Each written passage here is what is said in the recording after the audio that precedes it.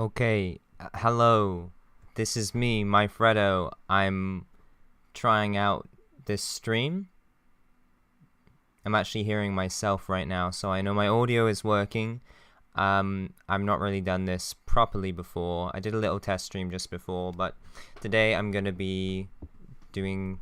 basically gonna be hanging out for a little bit and doing some Bleach talk. I'm gonna be talking about Bleach, like the anime. Big fan of that. And I've made a couple big videos reviewing some of the filler arcs, but I just wanted to get on here and talk about it. Just so like random versus battles. So I'll get to that, but I'll be back in a couple minutes to actually properly introduce things. I'm just testing some things out now, so nobody's here right now. Yeah, hold tight.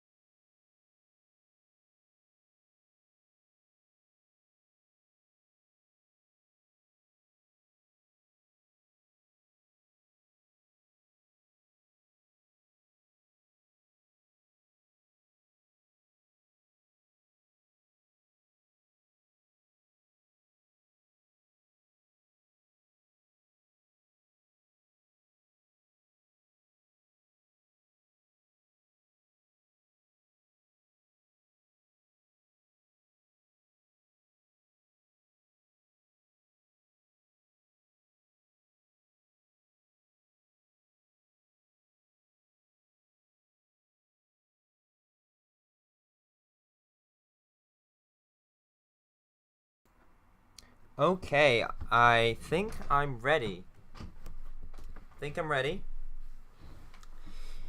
So let's get the proper thing up. Let's do this. I'm listening to some sad music in the background. Boom. Look at this beautiful screen I've made. Look, I prepared. I'm very professional. So I'm not really expecting anyone to show up. I'm just streaming randomly. Now currently the third core of the Bleach 1000 Blood Year Warfare is coming out right now, and yeah, I've not watched it yet. I'm a big Bleach fan. If you've seen some of my Bleach videos, got into it with the anime, and I've read some of the manga.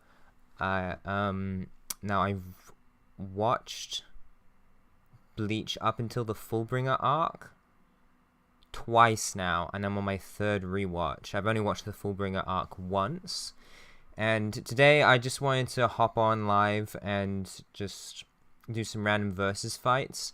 I don't really want to make proper big well-edited videos about versus fights because, you know, I think they're interesting, but I think that's just something a lot of YouTubers do, and I just find just discussing it more fun than actually like making a presentation about, okay, who would win and this and that, and making it all empirical and power scaling and stuff. I just want to chat, and I might start chatting about non-fight stuff. I can talk about arcs or whatever, but I'm gonna start this way because I've made a wheel, and this is gonna be focusing mostly on the anime, the first three major arcs, or sagas, I suppose. So there's the Agent of the Shimigami arc, or the Substitute Shimigami arc. So the first one, where Ichigo has Rukia's powers and stuff, and then it ends when Ichigo leaves with Chad and Uryu and Orihime and Yoruichi to go to the Soul Society. Then we have the Soul Society arc, which is twice as long. The first one's about 20 episodes, Soul Society is about 40 episodes long, and, or 41. Ends with AIZEN ascending and leaving, and we have that great reveal. And then there's the Arrancar saga, which is made out of many arcs. Personally, I categorize them as the Arrancar arrival arc, where the Arrancars are invading the world of the living. Then it goes when Chad, Uryu, and Ichigo go to Waco Mundo. That's the Waco Mundo sneak entry arc. and then when the captains arrive to help out, that's the fierce fight arc. And then when Aizen leaves, that's the fake Karakura arc. And then when Aizen gets to the real Karakura, that's the Deicide mini arc. And then the Arrancar saga ends, and the Fullbringer arc begins. Now, currently on my third rewatch, I'm like near the end of the sneak entry arc. Ichigo just got beaten by Ulquiorra in the Ichigo versus Ulquiorra 1. Round 1, and we're going to see Ichigo versus Grimmjow round 3 very soon, which I'm excited for. So I know the series, I know the anime really well, aside from the Fullbringer arc, and that includes, I know very well, the movies and all the filler arcs, especially the major ones, because I've watched it all a few times. So today, what I have is this big wheel, including about 193 characters, combatant characters, so characters we see in the Bleach anime, excluding the 1,000-Year Blood Warfare and the Fullbringer arc. Yeah, that are combatants. I mean, there's way more characters than that in Bleach, but these are combatants where we actually see them fighting. You can see some of them on the side there. Let me get this up here. Yeah, you can see on the side here I have some names and stuff in this text box. I'm using spinthewheel.app. That's the website. That's what it's called. And you'll see I have different types. So I have different forms of Aizen or different points. I'll probably link it in the stream at some point when it goes out. It is archived. I'll put a link to my wheel here. Yeah, and it has a few situations too. Like it has fracciones, so like it will have the individual characters, like Haribel's fracciones. She has 3. She has Apache, she has Sung Sung, she has Mila Rose. So I have those 3 on there, and then I also have them as a trio. So we have some scenarios here too. And we're just gonna spin the wheel, and then I'm gonna, if it's interesting, I will put these 2 together and have a versus fight, or I'll just talk about it. And again, I am just making sure the stream is going well. Yeah, my cursor has disappeared from my screen. That's weird.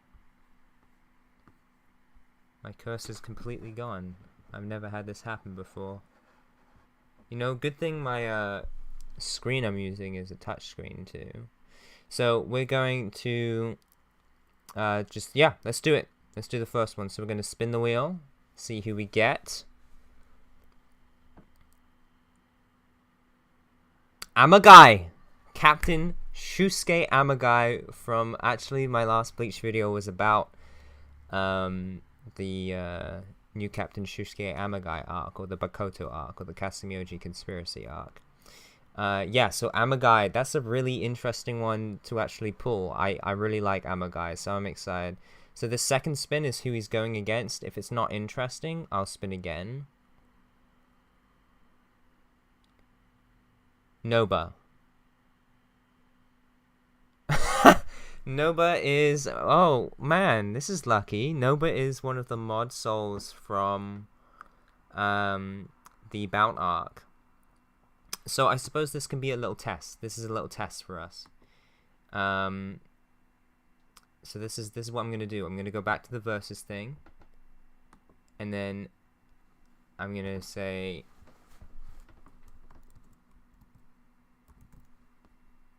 That's a big... And then I'm going to have some text. Amagai. Now, I am dyslexic, so my spelling is pretty poor. Noba. That is semi-transparent. Oh no, it's just the color. Hold on. Oh yeah, let's get some color in here. So Noba is kind of a red, and then Amagai. Amagai also uses fire, but let's use bright red for him. It's too bright. Let's do like a dark orange. Okay, there we are. So we have Amagai versus Noba. Again, just a little reminder, Amagai is the captain that took over from Gin Ichimaru in Bleach's second major filler arcs, the second of 4. And then Noba is one of the mod souls, the 3 mod souls that Urahara provided Ichigo to because they could sense bounce, so they were like the bounce detectors. Noba was paired up with Chad a lot, and the interesting thing about these guys, Noba, Ririn, and Kororo, is they have pretty interesting powers and they synergize really well, but typically they're used as like a distraction. They're actually included in the canon, like the Arranca arc at the beginning. So when when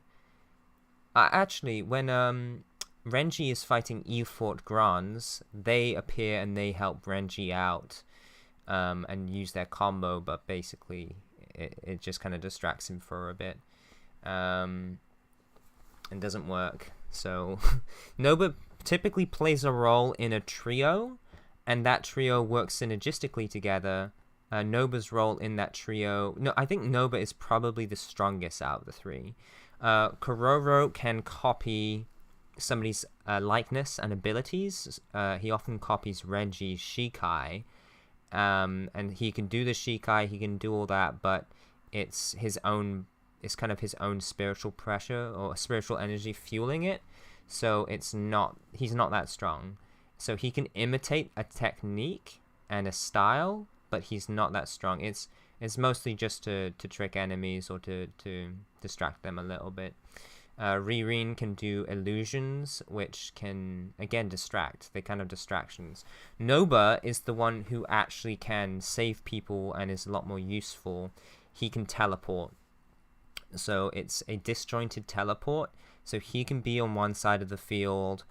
Chad is about to get hit by something, and he can just teleport Chad over to him. He doesn't... I don't think he really needs to be there exactly. No, he doesn't even have to teleport... He doesn't even have to teleport someone to him. He can teleport Chad somewhere. So as long as he's in the vicinity, he can teleport someone else. He can teleport something else. He can teleport a wall away, I think. He can teleport himself. It's not I can teleport somewhere. It's not I can bring somebody to me. It's he can take one thing and put it somewhere else. And he can even teleport extremely large creatures. He has like a little pocket dimension that he uses to teleport. In the Bound arc, he absorbs a really, really big dolch, like a big stone fish. And it goes into his pocket dimension. It is too strong, and it actually breaks out of Noba's pocket dimension. But he can keep things in between. So he can teleport things, but he can also keep things, like store it inside of him. So Noba is definitely the strongest of the mod souls, the Bound mod souls. But Amagai is a captain. He's literally a captain. He's captain level. And so, not talking about the fight much, it's pretty easy to see Captain Amagai is probably going to win. Now, is there anything interesting that could happen, and how far would Captain Amagai have to take it?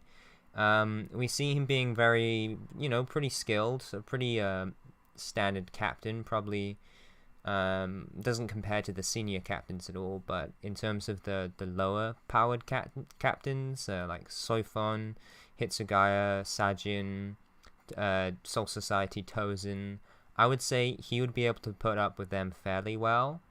And he has a Bankai. His Shikai or his sword is Raika, which is a fire-based sword. It kind of has like a seashell design.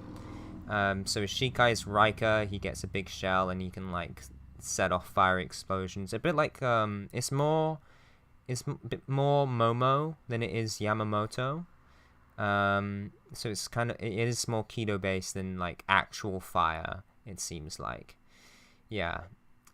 He also has a Bankai. which is pretty much just a stronger version. There's nothing really too special about his Bankai, honestly. What is special about him is he does have a Bakoto. Now, he would have to have all of the stuff to have the Bakoto, so maybe I probably should have made a separate thing there about if he has an active Bakoto, whether or if he doesn't. Now, his Bakoto, if it's fully activated, nullifies Soul Reaper powers, especially the Zanpakuto powers, which Noba doesn't have. So Amagai couldn't counter Noba like that, but I don't think he needs to. I don't think I really need to talk about this too much, because I think Amagai in base would be able to beat Noba. Noba's just not fast enough. He's a good support character, but on a 1v1 fight like this, assuming just like very basic, like the environment isn't too intrusive to the fight, Noba can use the environment to his advantage, but in the end he's just not fast enough, and he could definitely evade Amagai with a teleporting thing, but that will wear him down. He doesn't really have a straightforward attack either, and if he just tried to absorb Amagai and put him in his pocket dimension, Amagai would break out. The only thing I could see happening is if Noba managed to take Amagai's sword, like Zanpakuto or Bakoto, and disarm him, then Amagai would not have as much of an easy time. But Amagai seems to be decent at Kido. He is a captain, so he should be at least, a Kido practitioner, if not an expert. So yeah, this was more an example to kind of show you what I'm going to be doing. But that one's a clear win, but I got the opportunity to talk about these two characters, mostly because they're both filler, so, I assume people are a bit less familiar with them. Yeah, so that's sort of the... Yeah, that's the first one.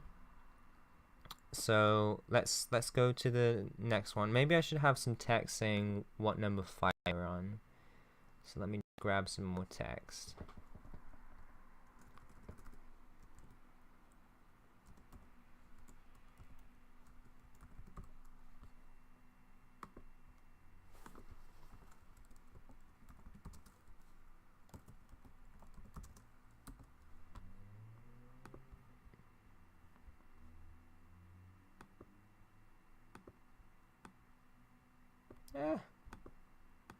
There we go. Sorry about this. Fight 1. Let's make that black. And let's make that...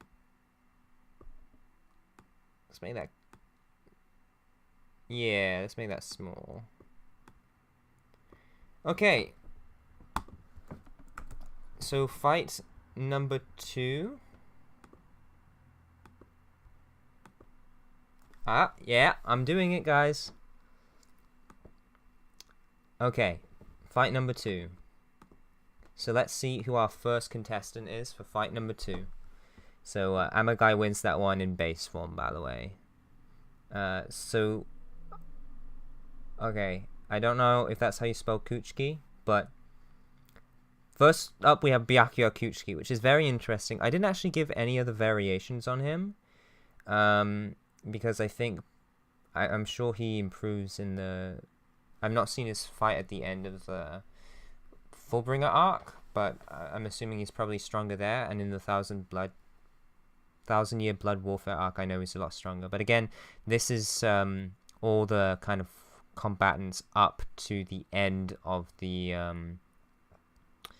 Arrancar saga, including the Reigai arc, by the way, and the filler movie. So yeah, no, this is Byakuya Kuchiki, but we're not counting Fullbringer or 1000-year Blood Warfare, because I've either not seen it or I've only seen it once, and I don't really know, I'm not familiar enough with it. So Byakuya Kuchiki is our first contestant. Contestant number 2, who's he going against? Kusaka's Arrancar.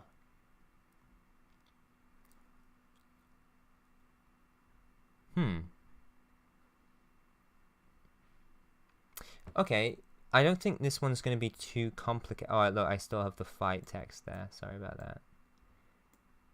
So I don't think this one's going to be too complicated, but let's do it.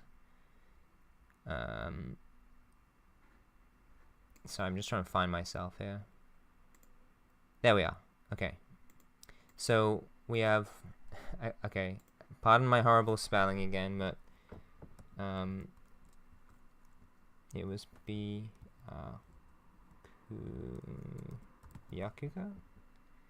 I don't know how to say his name, guys.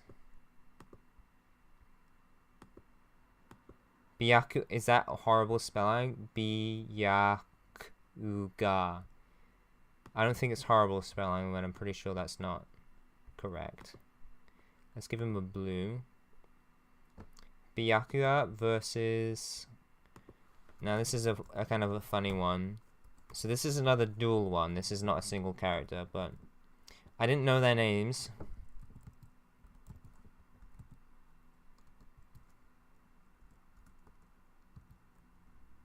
Oh.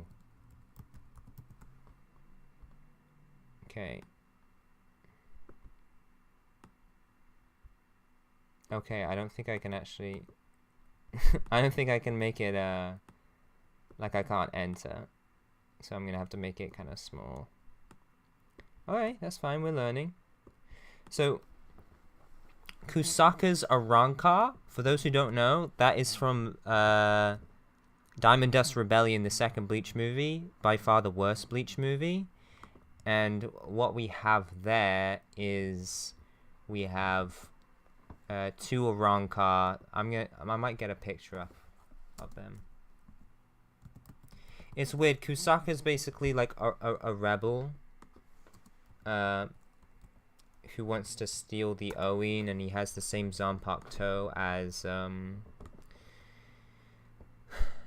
man, he has the same Zanpakuto as Captain Hitsugaya, and so he gets executed by Central 46 essentially. And then he comes back because he was mad at the Oin, which is this magical royal artifact, just happens to reincarnate him somehow. It's pretty wacky actually. And he needs like two henchmen, and so we have. Let me see if I can show you. Yeah, hey, there we go. So he has these two random Arrancar, which apparently are called yin and yang, because they're, you know, yin and yang, black and white. One is like has a fire sword, and the other one has like an electric whip. To me, I'm reminded of Plusle and Minor, but they have like the hilts of their weapons goes into the back of the mask on their heads, which act as scabbards, and then it wraps around on their forehead, and it has teeth on them. I really don't like these designs. I think they're kind of silly, and it's a really weird inclusion. Why does Kusaka have two Arrancars who work for him? Doesn't make any sense. Are they natural Arrancars? Are they defected Arrancars created by the Hokyoku and Aizen? To me, it doesn't make any sense. It's part of why I don't really like that movie. Is just the random character, like just the antagonist. Just I don't like it. But enough about that. Are they actually powerful? Well, we see them fight Ichigo like twice. The first time Ichigo is unprepared and has a little scrap with Toshiro.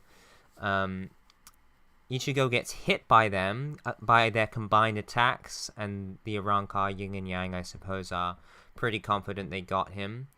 And Ichigo is injured, but he's fine, and he lets off one of the best animated Getsugaten shows, and they scamper, basically. They fight again later. I think Rukia fights them, actually, as struggles, but Ichigo, even in Shikai, kind of later in the Arrancar saga, he deals with them fine. They are Arrancar, but like Numeros level. so they're kind of the weaker side of Fraction. I would imagine, so I would probably put them at low lieutenant level. And against Byakuya, the thing about this is Byakuya probably wouldn't even draw his sword, because Byakuya is excellent at using Kido, and these two Arrancar, their powers, well, I guess they would be their Zanpakutos. Toes. It's really weird, but anyway, their weapons, fire, sword, and then a lightning whip. Byakuya has similar moves in his arsenal with Kido. He can use Sokasui, which is basically like a blue fire, so, you know. And that would pretty much, I imagine Byakuya would probably just use Sokasui, or even Shoin Sokasui, Hado 73, like the more powerful version that I only just realized exists a few days ago when I rewatched the Aranero and Rukia fight. But that would pretty much just probably really injure the two.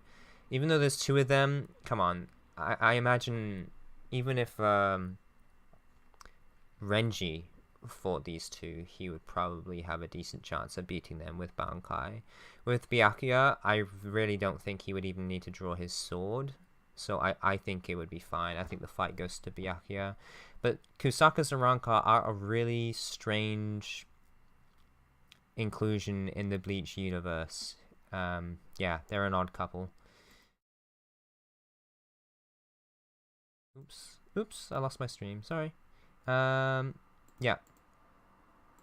So let's go to fight number 3. Alright, so who are we going for first?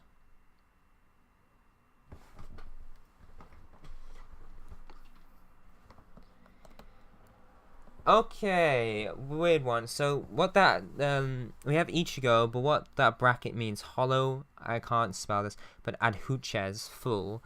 What I'm talking about here is in the Visor training fight, when Ichigo is in his inner world, and he turns into, like, he fully holovies, but it doesn't look like a Vasto Lorde, it's more bulky and beast-like, so I think the community usually call that adhuches, because he's in that bracket of strength in the Menos Grande. So I guess I can also look up what that would look like, just to give you an image.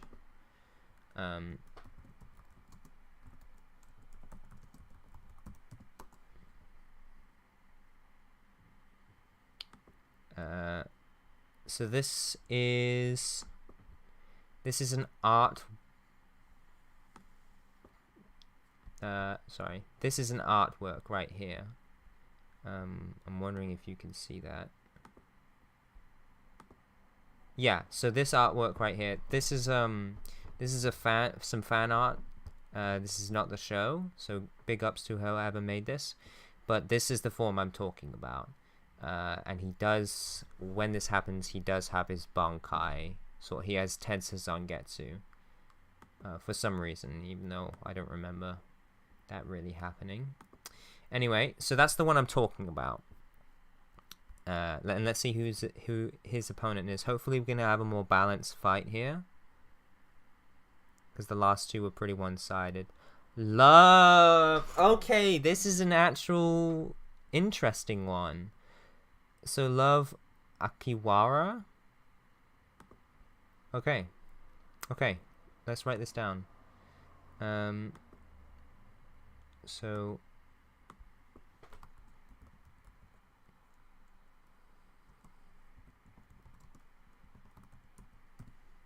we have Ichigo full hollow. Ooh, wrong thing. I wish I could format.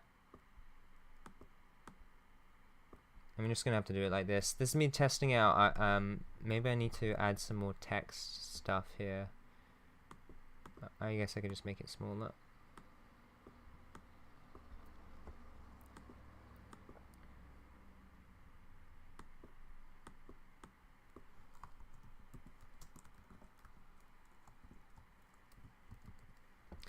So Love, I think I did include a Turn Back the Pendulum version of him on the list, even though we don't really see him, but we can just assume. relatively the same, just without the option of the visor thing. But that was one I wasn't too sure if I wanted to actually put down. So this is fight number 3, so let's change that to fight 3. And this one is more interesting because we do actually see this. And I believe Love is one of the few... I think Love... Okay, so Love is obviously all of the visors. They take turns, 10 minutes each. And there's the whole thing about, oh, when it gets back to Lisa and they're over an hour, then you know, Ichigo probably needs to get his needs to take control of his powers, basically. And now what I always found really weird about this is when Ichigo's getting beat up in his Shikai form by Hinamori when he goes to confront the Visors and ask for training or demand training. Then when his mask goes on while he's in Shikai, he completely overwhelms Hinamori and everybody has to come and jump and pin him down. I always thought as a kid that meant that Ichigo's hollow power, like his boost from his hollow mask, was way more than everyone else's because I guess Hinamori's not in Shikai, but her Shikai doesn't really boost her powers, it just changes the form of her sword. So, and Ichigo doesn't have to go into Shikai either. So they're basically both in base. And then the Hinamori has the hollow mask on, and that she's like cutting up Ichigo until Ichigo like blacks out. Then Ichigo's hollow mask comes on. White Zangetsu comes in and takes over, and then completely overwhelms Hiyori, so much so that her hollow powers drain from her. She can't keep up the mask. She gets like choked, like unarmed. He doesn't even use his sword against her. Everybody has to jump on to stop him. So I always assumed that meant, oh, Ichigo's hollow powers are way stronger than the others. Like his mask gives them a much bigger boost, or at least the mask before it's tamed does. But she could have just been surprised or shocked or something, and you know, maybe just, yeah, maybe isn't that much of a big difference, because when Ichigo is even more fully hollowified and they're in the barrier, all of the Visors basically spar with him,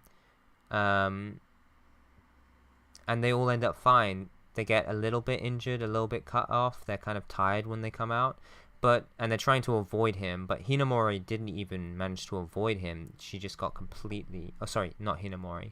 Hiyori, the Visored, just got completely destroyed. So she is one of the lieutenants, but Lisa, who was also a lieutenant, didn't seem to have any issue with like Ichigo when he was hollowified, and he had like not just the mask but like a whole arm and a hole in his chest, and Lisa without her mask on was like doing fancy kicks on him, and it just seemed like he was super weak for some reason. So I never really understood that. Ichigo full hollow should have been incredibly intimidating. Each one of the Visors would have probably had to have put their masks on and really gone at him, but for some reason he's really weak.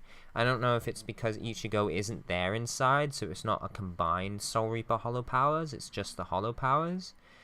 And that's my only really explanation for why Ichigo full hollow, you know, the Adhuches version, isn't that strong. So yeah, they've fought before, but in my mind, I would think, you know, this would be a really tough fight for Love, but we see that Love, I'm pretty sure Love fights him, and we see it, and then he goes to put on his mask, but then Ichigo breaks out. So this is interesting, because clearly, I think Love got cut up, and then Ichigo's about to fire a Sero. I might be remembering this correctly. But Ichigo's about to fire a Sero, and then it's Love's about to put on his mask because he's like, oh shoot, a Sero, and he just got cut on his chest or something. He goes to put on his mask, and then Ichigo finishes his training and breaks out. And I'm just figuring Okay, I'm just checking the stream. Nobody's watching still, that's fine. I'm just streaming randomly. I hope someone, even though nobody is watching live right now, I hope you're enjoying this. If you're watching this unalive. Yeah.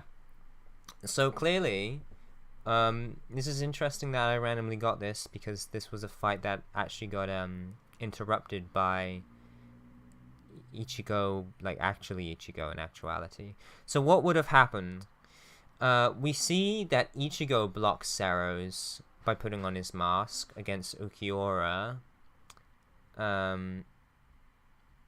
in the first fight, Ichigo versus Ukiura. Ukiura is incredibly powerful, has way more power than Ichigo does, and him putting on the mask, blocking the Sero, he just gets scratched up, but there's no blood. He doesn't, like, his head isn't blown off or anything. It does block the Sero. It's kind of funny that sometimes the mask is really durable and sometimes it's super fragile. I guess it depends on if it's hit specifically, like with a sword, or if it's like a blast, you know, like blood damage. Anyway, so we kind of see this fight happening, but if I was to extend it, I would say if Love put on his mask, he would definitely be able to block Ichigo's Sero. And what else can Ichigo do when it's just a rampaging, like, you know, just his hollow powers? So Love is more intelligent, he can use tactics, and also he wasn't using his Shikai. His Shikai is actually really powerful. It's this massive club that can be infused with fire too. So it's very powerful. So this is one where there's definitely a back and forth. Love fighting in his base form is going to get cut up. The Sero is going to force him to use his mask, and I'm pretty sure he could handle Ichigo from that point with the mask on for a bit. He could definitely, you know, go on the offensive, and if he really needed to, he could bring out his Shikai. So, and I can't remember if Love goes for his Shikai first typically, or his mask first. But yeah, I imagine if Hollow Ichigo pulled out Sero, like we see in the fight, he would go for his mask. So I think Love would probably do this, not in base, but he probably wouldn't need his Shikai, and just rely on his Hollow Mask. Yeah, so we kind of see that already. So not a super interesting one, but it is kind of funny how we landed on that. I'm going to have a sip of water, and let's probably do one or two more fights.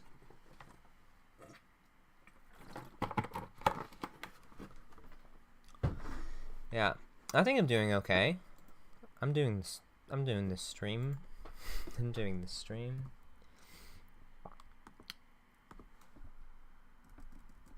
Okay. Now, I don't have any music on the stream. I'm actually listening to my own music quietly. I typically don't do that because you can sometimes YouTube is a bit tricky with music copyright and stuff. And then that's another thing I have to manage. And also, personally, I like YouTube. Most of my YouTube videos don't have music in the background, and I do that because I actually like it. Or often I don't like when YouTubers have videos have music in the background, because if I don't like the music or it doesn't match the mood for me, especially in like a live stream, I want to listen to my own music, and then I'm hearing my music, and then I'm also hearing their music. So you want to put on some music. Put on some music. I left the floor open for you, Miss or Mr. or they them DJ.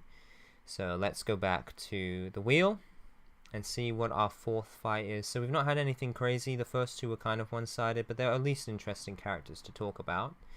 And then that third one was one we've already seen, kind of clear-cut, but it was cool to land on that.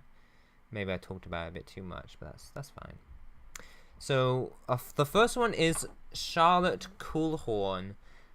Now the issue. This is actually a very problematic character in terms of power, because I noticed when I compared the manga to the anime, they do it differently. I'm pretty sure in the actually I will talk about this when we get there, but yeah, Charlotte, cool character, but it's gonna be difficult to talk about their power because it's inconsistent between in the anime adaptation compared to the source material. So that's a difficult one.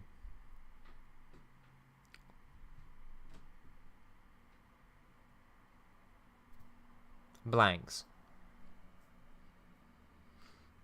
I'm gonna skip that one. Blanks are basically the fodder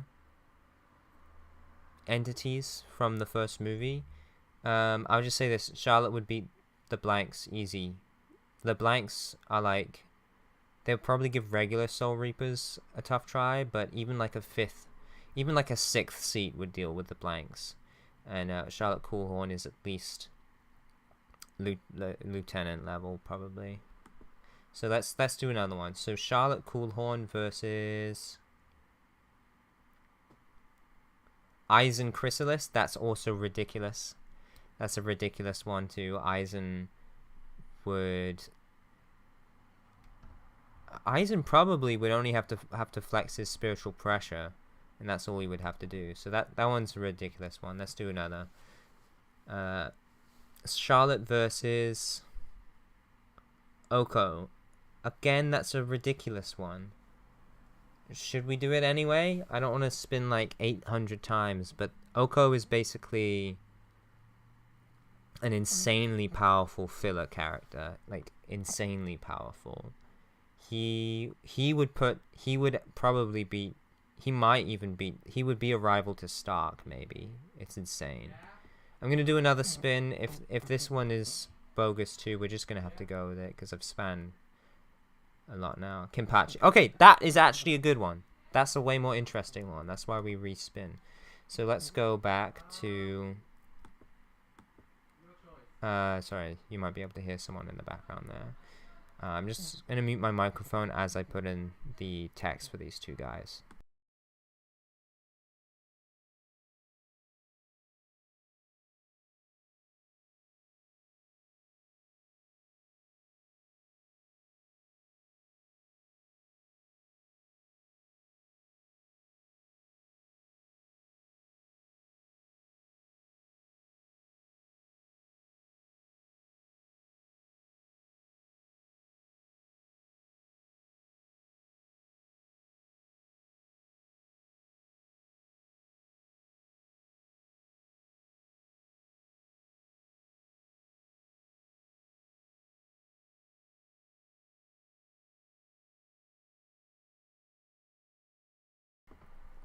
So it said captain in brackets on my wheel thing, but that meant like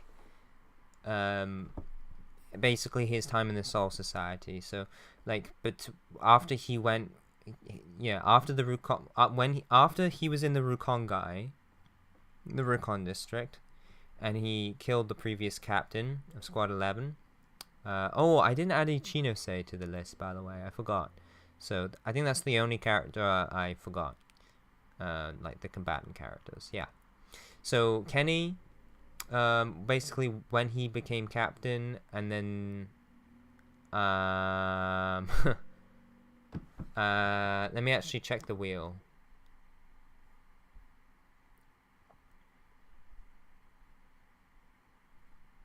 One second, sorry.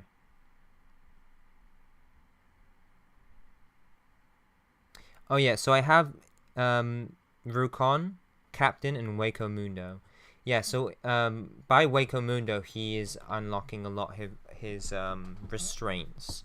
So we're gonna imagine this is the Kenpachi who would fight Ichigo, kind of the more rusty one, like the Soul Society one, basically. So I didn't make that very clear. So yeah. So this is an interesting one, because at that point, Kenny, although he was captain level, because although the restraints on him, he was probably one of the weakest one of the weaker captains.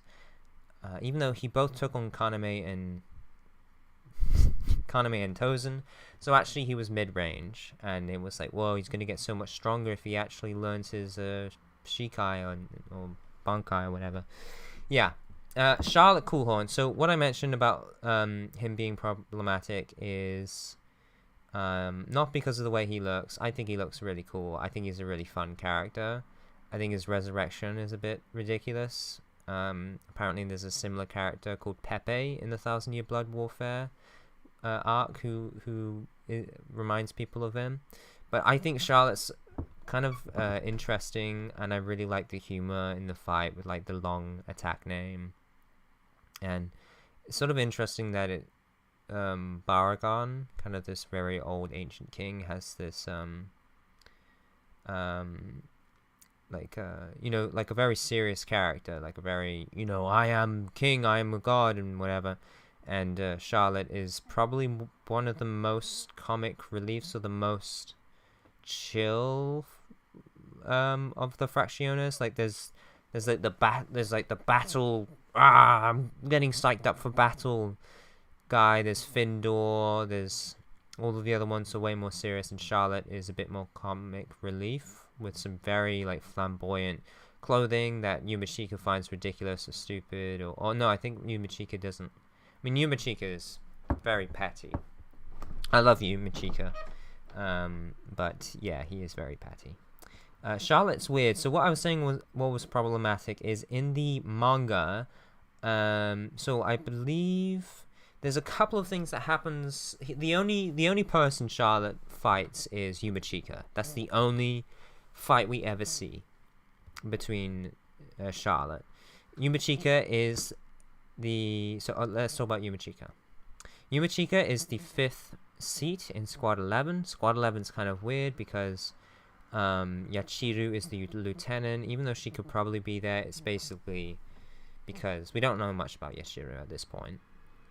Apparently we know more about her later, but I don't know much about her at all, or it, as Ichigo says. So we don't know much about Yachiru, but yeah, probably lieutenant because Kenny wants her to be lieutenant. And again, it's kind of a weird thing with Squad 11, how everybody is suppressing themselves. I used to do this. I used to suppress myself a lot. It sounds funny, but I would always do things the hard way. So if I was really struggling in life, I could just stop doing things the hard way. But it just means, like, if you're doing things the hard way, like you're cleaning your room, instead of using like wipes or cloths, you're using like an individual hair follicle. Doing that and then not using an individual hair follicle, then actually using cloths and wipes, even though this is so much nicer than using the individual hair follicle, this feels great, you wouldn't have had the frustration and like soreness, and you wouldn't get raw fingers from spending hours and days using the hair follicle. You shouldn't restrict yourself just to make life harder. It like the relief when you actually do things in an easier way, work smart, not hard, is not worth making yourself miserable just to remove the misery. You should just be happy, and it won't take as much of a long-term toll on your body and mentality. And Squad 11 is pretty much all of the major players in the squad we know are underranked because they put restrictions on themselves. So Kenny is way, way stronger than he actually first appears, because he's very suppressed. He's not using proper sword techniques. He only uses one arm, and he has an eye patch that I think absorbs like 90% of his spiritual energy. So it keeps his spiritual pressure down. Yeah, and he doesn't have a Shikai or Bankai either. And he's also pretty rusty at the beginning. Like he says, you basically, he kind of has a play on words when he fights Ichigo, saying, well, I hope you can long last enough. I hope this fight can long last enough for me to get the rust off this thing. As like saying, cutting Ichigo, his blood will clean the rust off his blade. Pretty gruesome dialogue, but it's essentially Kenny saying, I know I'm rusty right now. And then he just kind of gets stronger and stronger and stronger after that. So he's definitely suppressed or repressed in many, many ways. Yachiru fills the lieutenant position because Kenny wants her there. They're kind of a package deal. Ikaku could be a captain, but he's hiding his bankai because he doesn't want anyone to know. He doesn't want the responsibility of captainhood, blah blah blah blah. And Yumichika, the 5th seat, is only the 5th seat because he doesn't like the number 4. He likes the number 3, but and he's the 5th seat because he thinks 5 is the most similar number to 3. So he says he could definitely be the 4th seat of Squad 11, but he doesn't want to be the 4th seat because he likes the number 5 more. Not even that, because number 5 looks more like 3, which he likes more. So Ikaku could be a captain. He could absolutely, definitely be a lieutenant. He basically is high lieutenant level. I don't think he's quite captain, but he does have a bankai, so he could qualify. And then Yumichika could definitely be 3rd seat or lieutenant, because he also has a hidden, pretty strong Shikai. So even though Charlotte Coolville, so this is what we're talking about. That's why we're talking about Yumichika, because Yumichika is the only person that Charlotte fought. And you can say, oh, Charlotte lost against a 3rd seat, or 5th seat, of Kenny's squad. So Kenpachi is the captain, and Charlotte lost against the 5th seat. But every single member of Squad 11, notable member, is actively suppressing themselves. Kenny should be high captain level, but he's kind of mid-ranged at this point in the Soul Society arc. Ikaku should be a lieutenant, if not a captain, but he's a 3rd seat. And Yumichika should be a 4th seat. Obviously, there's 3 people stronger than him, but if Ikaku went off to another squad to be lieutenant or captain, then Yumichika would definitely be the lieutenant if it weren't for Yachiru. He'd probably be a lower lieutenant, I think. But still, yeah. So Charlotte lost against Yumichika because of Yumichika's incredibly strong true Shikai. He has a normal Shikai, was it Fuji Kujaku? And then the real Shikai is Ruri Kujaku, I think. It means 2 different colors. And his Shikai, his Zanpakuto is just as kind of petty and basically hates the color that Fuji Kujaku means. I think it's like turquoise versus some other color. I can't quite remember. They were kind of cool colors though. But yeah, essentially, Charlotte is absolutely destroying Yumichika, who is 3rd seat level at least, and only really gets beaten because he hides. He makes that dome where Yumichika can use his technique without anyone seeing it, and then Charlotte is surprised, and Charlotte doesn't have the energy to escape it, essentially. So it's kind of like a hard counter, if not like I don't know, just it's hard to describe exactly. Could Charlotte have gotten out of it? Was it just a surprise launch? It doesn't really feel like Yumichika is stronger than Charlotte. It definitely feels like Yumichika is weaker. Even using his true Shikai, it kind of just feels like a hard counter or a trick. If Charlotte somehow managed to evade it and stay at range, they could probably fire arrows and beat Yumichika. But they got trapped. They got ensnared. So, you know, somebody who is weaker can definitely win a fight, especially if they're using techniques. So, and that's why Yumichika doesn't want to do it, because it's a Aikido-based thing. It's like kind of tricksy and cheaty, because Squad 11 just kind of wants raw fighting strength. So, personally, I think Charlotte is way stronger than Yumichika, and Yumichika is not. It could probably be Kenny's lieutenant if it weren't for the strange situation in Squad 11. So that's why I think this is a much closer fight than you might think at first.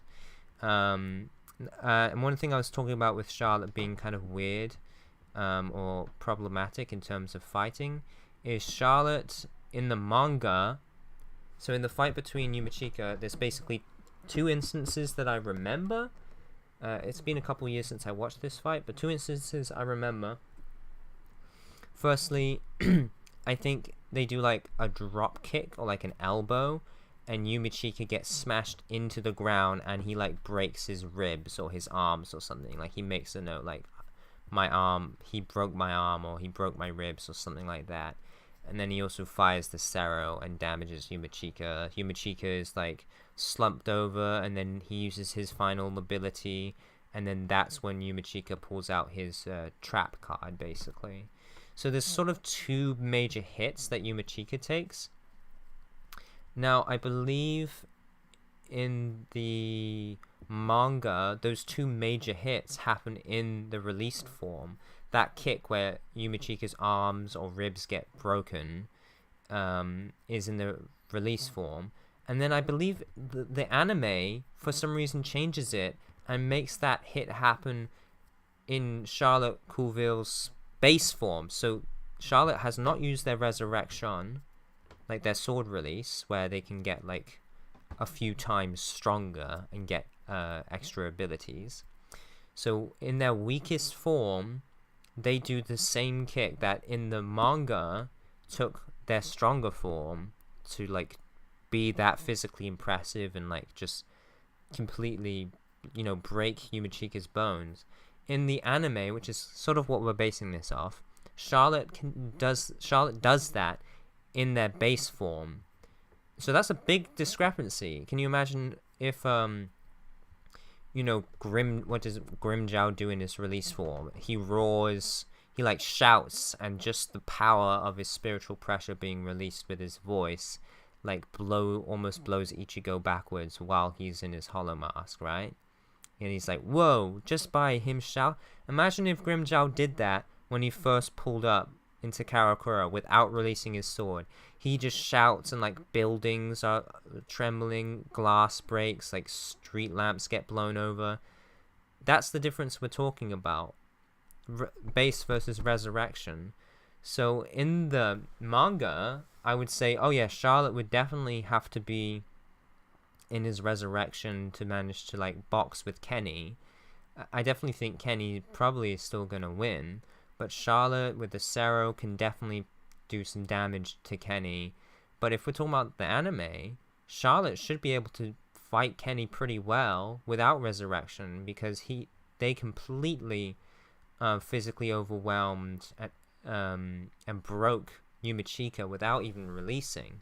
So Charlotte could probably box with Kenny, might get cut up a bit, but they seem quick, they seem very powerful. Kenny would be getting flown and tossed around, but he would be laughing and having a great time. And the thing with Kenny is if his arm gets broken, he's not going to care that much. He only uses one arm anyway, and he'll probably switch to his other arm, and he'll keep fighting. Ichigo literally stabs him in the face, and he just doesn't even flinch. So I feel like Charlotte with his, sorry, pardon me about the pronouns, Charlotte with their sentiment, like their personality, would probably be really shocked and start shouting and kind of get demoralized that their kicks aren't doing anything, and Kenny would sort of overcome that. And you know, the more of a fight Charlotte puts up, the more Kenny's gonna, you know, actually gonna release his spiritual pressure. I do think Kenny would probably have to take off his eye patch at least, or do his two-handed kendo strike. If Charlotte breaks one of his arms, then I don't know how that would work exactly. But yeah, I think Kenny would probably have a lot of fun with this fight. He's very non-judgmental. I think he manages to deal with Yumichika, and you know, Yumichika is very judgmental, so I think Kenny would do well. I think this would actually be a really fun fight to see, and I think Kenny would probably take off his eye patch because Charlotte would give a good enough fight, and Charlotte's pretty strong, especially if they release. Kenny would probably need that eye patch to finish the fight, but I definitely think they would finish the fight. So I think this goes to Kenny, but I know most of that was talking about Yumichika, but it's just a really nuanced squad 11. Everybody's holding back, and it's all very strange. So I said we would do 5 fights. We've gone over an hour now. I'm feeling kind of hungry. We'll do one more fight, but it'll probably be a quick one. I know I spoke a lot about that one. So let's get to fight number 5. I think Kenny wins, but I do think he has to use his eye patch, and he will probably get a bit beaten up, but that's kind of his style anyway. That's sort of what he wants.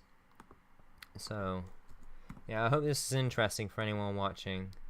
I do like rambling, but I don't want to ramble too much, you know. I guess I don't want to ramble. I like talking a lot, but I don't want to just start rambling, right? So but yeah, there's just so much to talk about with this, and yeah. Yeah, let's spin the wheel. Fight number 5, first combatant is Rose Visored. I'm actually gonna spin again because we did love Visored, and that I feel like they're very similar power levels, and I don't really want to talk about Rose right now. So let's spin for someone else. AIZEN, Deicide. I'm gonna need a really strong character. KAGEROSA! Oh my goodness. Okay, let's talk about this. This one is pretty crazy. Now I do feel like this is a one-sided fight, but out of all the characters I could have spanned against Hokyoku, Deicide, AIZEN, who's basically evaporates regular humans when they get too close. KAGEROSA is someone who might actually be able to, like, this would be a great fight. I was gonna say, oh, this is gonna be a short one, but this might be a long one. Let's see if we can get through this quick.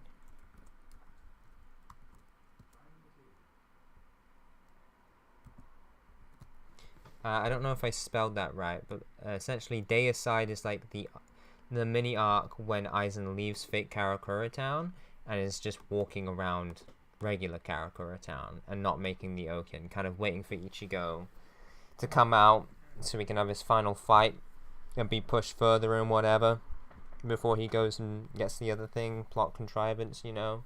Anyway, it's the one. So this is when I said limit, it's meant to indicate when AIZEN refers to when he's fighting Isshin Kurosaki just before he leaves, just before Deicide begins.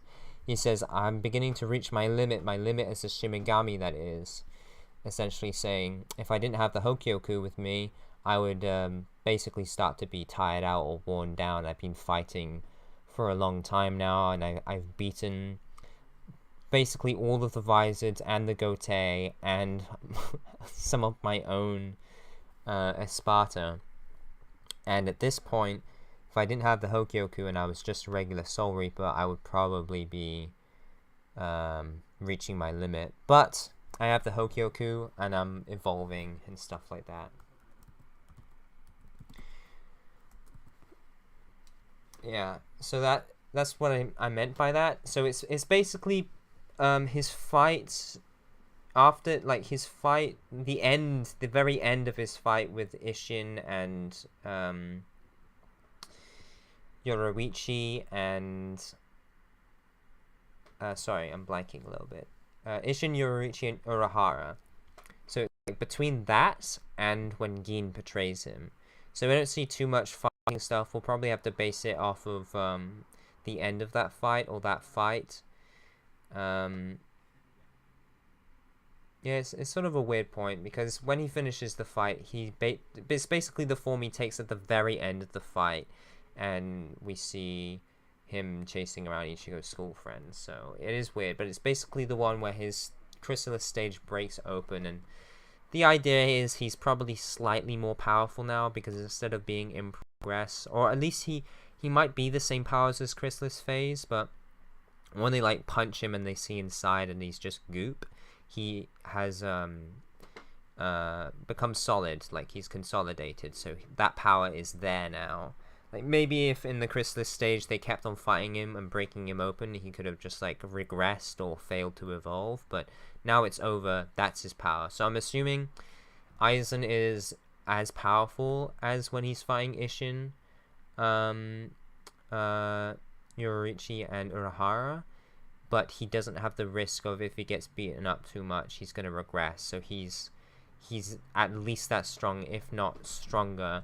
And we actually see the feat, or like the ability that he has of people just vaporizing when they get too close, which indicates that he is reaching a new plane of existence. Like, basically at this point in the arc, at the end of the Urankar saga, we get the idea of, like, you know, 2-dimensional beings, 3-dimensional beings, 4-dimensional beings, and essentially power levels being like that in different dimensions. When you go above and push the limit between Shimigami and Hollow, and you've gotten to the next basically dimension of power above like the regular dimension of Shimigami power or Hollow power. When you go above and beyond that, people lose the ability to really sense your power, because you're off the scale, essentially, right? And so that is an indication that, and that's in Bleach, it's called being transcendent. So this is kind of Aizen on the cusp of being a transcendent being, or basically his first form where he is transcendent. Then he turns into Butterfly Aizen fights Ichigo, where Ichigo is actually truly transcendent, or an even greater plane above him, which they express at the end of that fight. So Aizen Deicide is essentially probably probably transcendent. KAGEROSA can't be transcendent, but he's probably the best next thing, because he is so incredibly strong.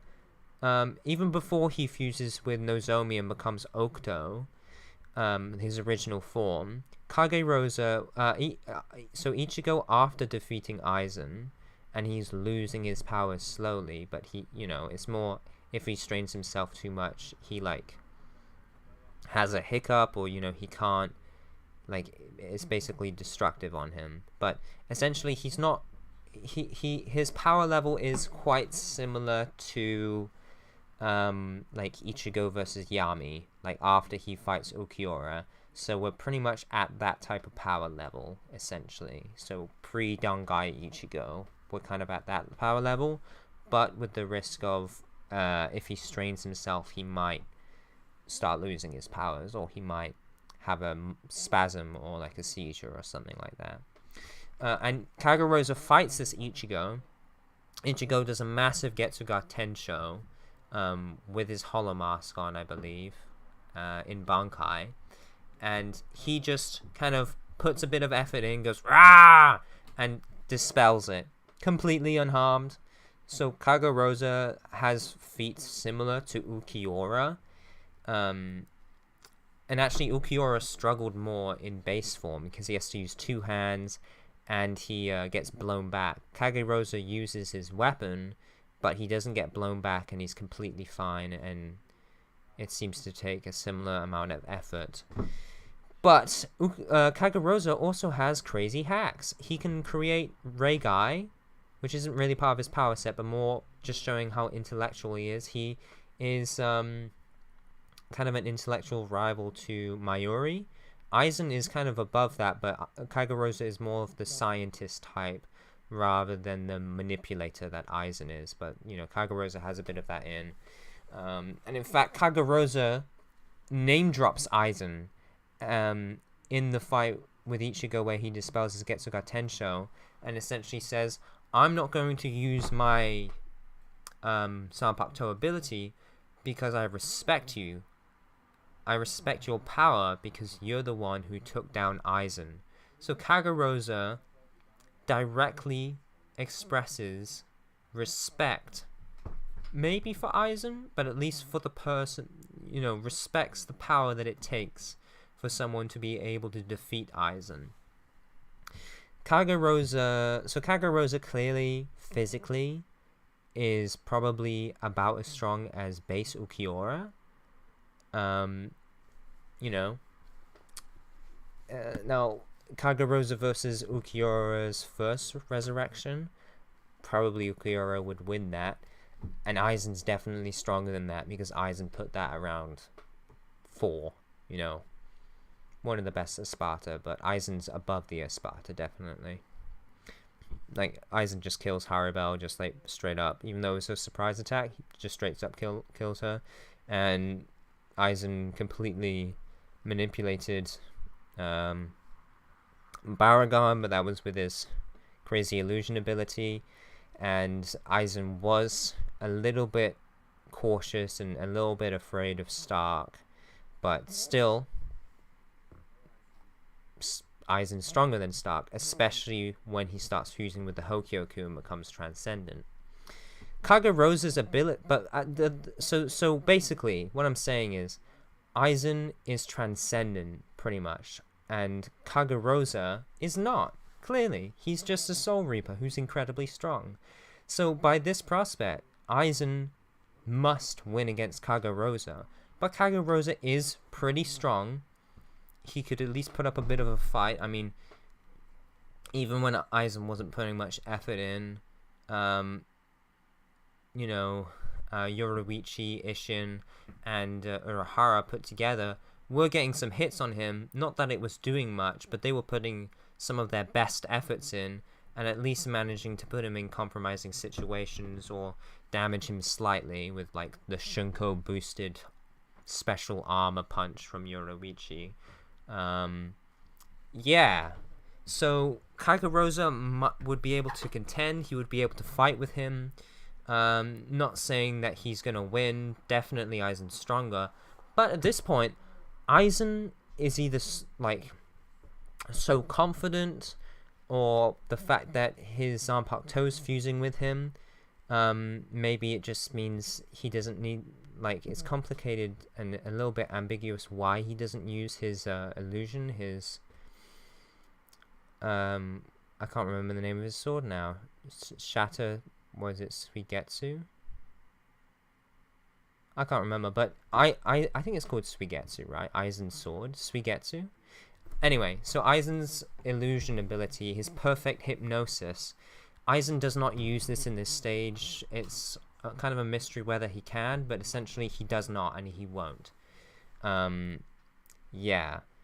So, but he has the power. He doesn't need that. But Kagerosa would use his ability, and his ability is he has this big Shikai. When he turns it clockwise or something, when he turns it one way, he can make a portal that copies abilities, and then he can basically infinitely store that ability or that attack, and when he spins his weapon the other way, it will spit that attack out.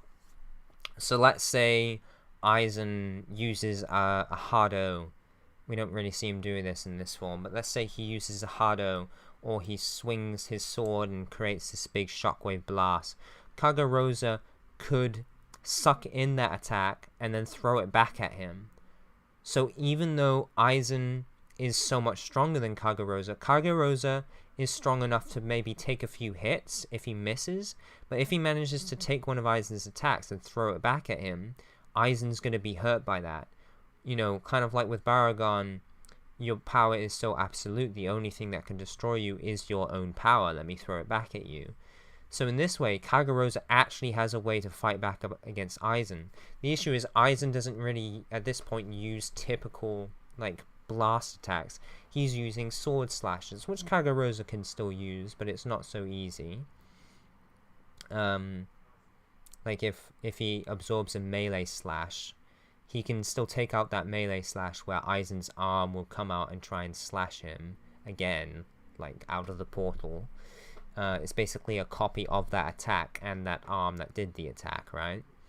But then Aizen would back off. Aizen's very intelligent, so he would back off. He would be, okay, I can't really use techniques this guy can absorb, so I'll use ranged attacks. And if he uses ranged attacks and KAGEROSA takes that and starts using ranged attack. I don't think it would work like that because Aizen is incredibly intelligent.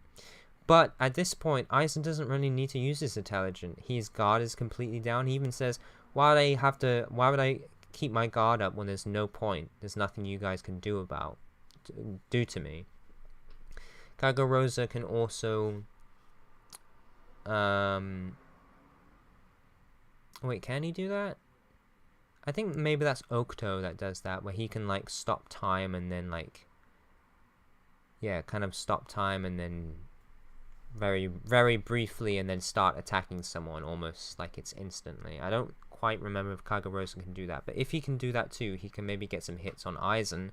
But Aizen has instant regeneration, probably at this point. He did before, so it would make sense. He still has that. In fact, he does. He gets a hole blasted through his chest, this Aizen, and he regenerates. So KAGEROSA could do something like that, but Aizen would just regenerate, and if not, evolve further.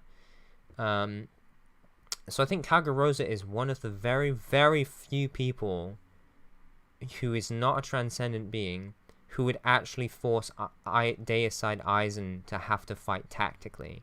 Because Aizen's clever enough, if KAGEROSA starts absorbing his attacks and spinning it back out at him, Aizen will back off and say, because probably faster, right? Or definitely faster. He like steps down when he's in his chrysalis phase, and Urahara can barely keep up with him, essentially. Like, this Aizen can blitz Urahara, who's a high captain level, and very observant. So this Aizen can definitely back away and escape KAGEROSA. KAGEROSA is pretty fast, but he's not known for being that fast compared to Aizen. So Aizen could disengage and just be like, okay, well, I need to do attacks that he can't absorb. I know, Bakudo 63, I don't know, Haiwana, can't quite remember, but the Bakudo with like the 6 or like the 5 light beams that immobilizes people, he could probably just use Bakudo and Bakudo and bind KAGEROSA and then finish him off, because KAGEROSA has to be able to rotate his weapon to copy and to spit out attacks. So this is, again, Aizen would definitely win, but I think KAGEROSA is one of the very few opponents that Deicide Aizen would actually have to be tactical with, or actually could be hurt by, could be damaged, he could be cut. He could even be really fatally wounded if KAGEROSA absorbs a strong attack and hits it right back at him. Obviously, he can regenerate, instant regeneration. He could even evolve into Butterfly Aizen. But I don't think KAGEROSA would manage to do that. I think he would probably hurt him enough to, have to, regenerate. I don't think KAGEROSA would be able to damage Aizen so much so he would have to evolve again.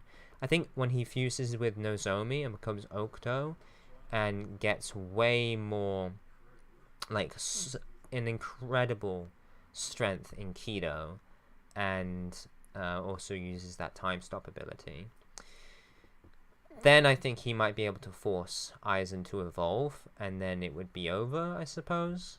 Yeah. So Aizen wins, but this would be a pretty incredible fight, actually. Probably way more exciting than anything we see actually happening with this form of Aizen. I mean, Gin managed to get him, but that was a surprise attack with a neurotoxin or something. Anyway, so that's fight 5. Aizen wins, but it's an interesting one. Yeah, that's what I have for today. So, thank you so much for joining me. So, thanks so much for joining me. I hope that was interesting. Yeah, that was Bleach fights. That was 5 Bleach fights in about an hour and 20 minutes. I don't really think anybody's been here while I've been live, but for all my people out here who are unalive, who aren't alive right now, I meant who aren't watching live, unalive.